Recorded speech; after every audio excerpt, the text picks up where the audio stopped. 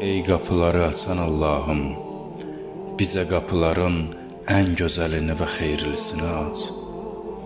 Ey haldan hala çevirən Allahım, halımızı ən gözəl hala çevir. Ey qəlbləri döndərən Allahım, qəlblərimizi dində sabit eylə. Ya Rəbb, bu yanan sinəmə, bu dağ çəkilmiş könlümə, bu yorğun gözlərimə və hər hərfləri ağlayan şeirlərimə bax. Səni tanıyıb çağırdığıma görə bəxtim gətirdi, ey böyük rəhmət sultanım.